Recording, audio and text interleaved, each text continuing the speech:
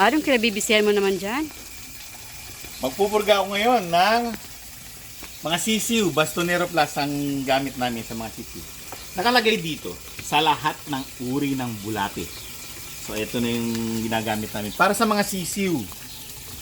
Tapos uulitin mo yun ng after 2 weeks. Pag pinurga mo yung mga sisiw, uulitin mo ng after 2 weeks para lahat ng mga natirang mga itlog-itlog, siyempre mapipisa na yan para matanggal din.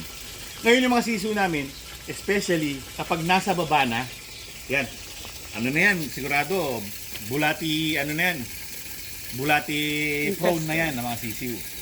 Kailangan pinupurga talaga yan, regularly. So, ang mga nasa brooder, kasama na rin na ipupurga.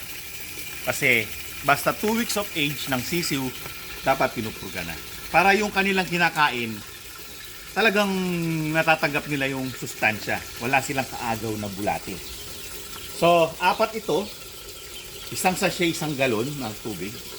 So, meron akong timba na 16 liters. 4 na galon ito. Kaya 4 yung sachet ko. So, marami yung pinupurga namin na sisiw. Ilang batch yan eh. Kaya, maraming tubig. Ang Bastonero Plus, hindi yan babada, hindi yan yung hanggang sa kinabukasan o ano naman. Nasa 6 hours lang siya. Ibibigay mo. Pag hindi na naubos, tapon mo na. Okay na yon. Kasi nakainom na sila, nandiyan na sa system nila yung pamurga. So pwede mo nang palitan ng plain water pagkatapos. So therefore, let's mix. Ayan o, naririnig nyo sila. Meron silang pagkain. Ito ay binibigay, ang pamurgang ito, binibigay ito. Kahit na may pagkain, di katulad ng mga matatanda na pinapasting muna para talagang tanggap yung pamurga. Ang mga sisiw pwede. Kahit may pagkain, meron silang inumin, may pagkain. Ngayon, tinanggal ko muna yung kanilang inumin para sila'y mauhaw. Tinatagal ko muna ng konti. Ayun o, uhaw na yan, kaya maingay sila kahit may pagkain sila. Dapat ganun para marami silang inumin. Pagkabigay mo ng pamurga, marami silang inumin. Pag-mix na tayo. Lebiminazole hydrochloride plus albendazole. Bastonero, basta Bastonero Plus. Bastonero, mas madali yun. Bastonero Plus. Kulay blue ito, blue. Pag nagpapainom ka, para mukhang Gatorade. Yung Gatorade na blue. Tinikman ko na to. Hindi siya mapait. Yung pamurga. Ano ba excuse? Tinitikman ko yun, yung mga vitamins, yung mga antibiotic, kung ano ba yung lasa nila. Kung mapait, syempre, Antibiotic mapait na talaga. kung mapait, naawa ka rin sa sisiw kasi mapait Yung pala yun. nila. No choice sila.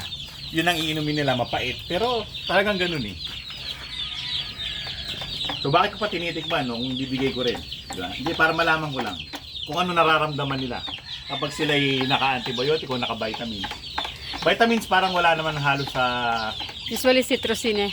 wala namang halos lasa sa... Amboy, wag ka dyan, please. masamang lasa. Pero yung antibiotic, sige, minom ka para mapurga ka na rin. Kawawa naman. Yung mga aso namin, ni-injection na namin yan ng ivermectin para yung mga bulate, mga kuto. Matatanggal. Pero pwede rin yung oral. Pero hindi na namin ginagawa yung oral. Kaya yung mga yan, wala yung mga kuto. Walang garapata, walang kuto. Yan, kulay blue. Uhaw na yun, no? Uhaw na yan. Palawe. Kulay blue.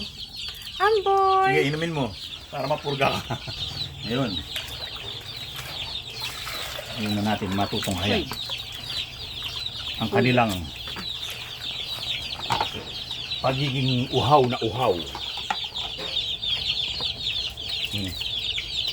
Dan. Madali sila niyan. Excuse me. Dito. Yun. Ikaw, inom ka na.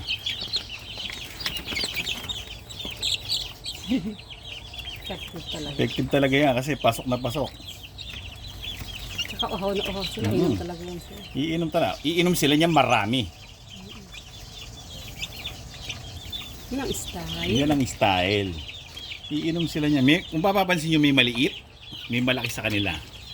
Kasi hindi sila pantay-pantay na edad. Pinagsama ko lang. Buti nga sila mababait eh kapag sinasamahan mo ng maliit. Okay lang sa kanila, pinakikisamahan nila. Pero yung mga bulik, yung mga unang bulik, kapag nagsama ka ng maliit, kawawa. Pagtutulong-tulungan nila. So, dito naman tayo sa kabila. Sa mas malaki ng konti. Holding yan.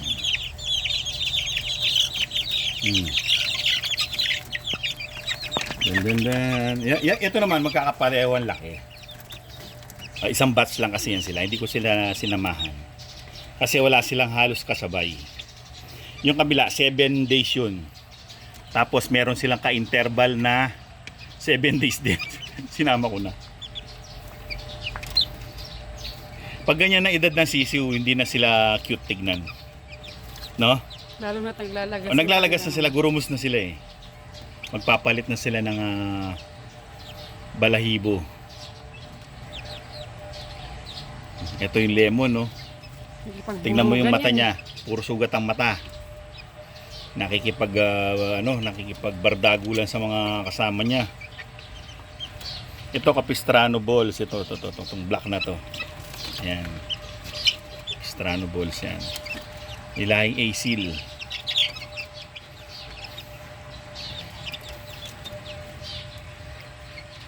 Ito naman, yun, green-legged butcher. Na-picture na natin yun. Ito yung butcher naman na regular butcher. Yan. Turo mo muna yung lemon. Gusto niya na-picture siya. Yan yung lemon. Ito, ayan. Mabait.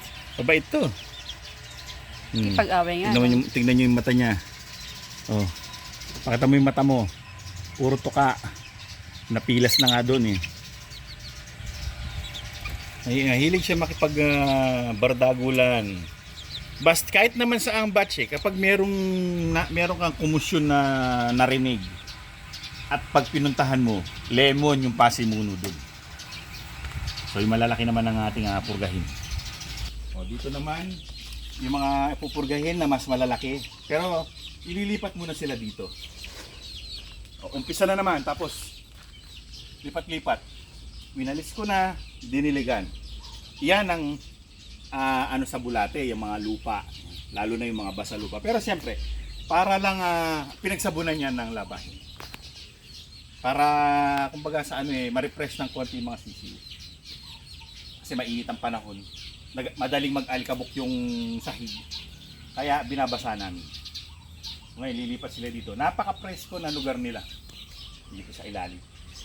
Ano dito, maghapon na ganyan lang. Pero may mga patches na may araw. Which is good sa mga sisiw yan. Siyempre kung gusto nilang nagbibilad-bilad ng konti, pwede. So, ililipat muna namin sila.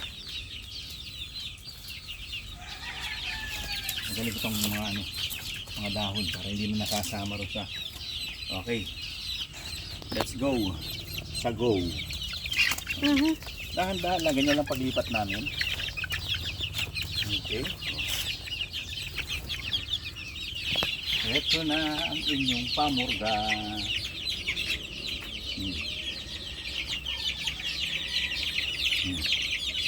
Magpurga na kayo. Sige. Uminom kayo at magpakapurga. Next. Oh yan, uminom na kayo.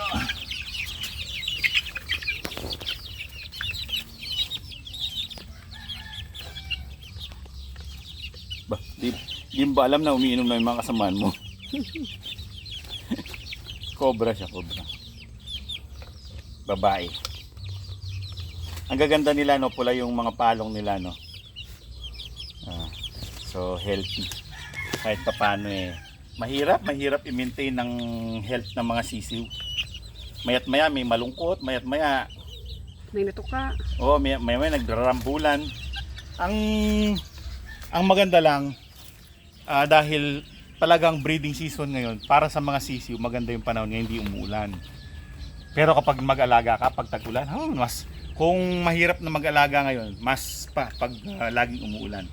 Kasi yung sakit, laganap pang sakit. Well mga kaibigan, Yan ang aming purga day sa mga sisiw namin. Hanggang sa susunod na episode. Maraming salamat sa inyong panonood. Paalam! Magnakalkal mo dyan.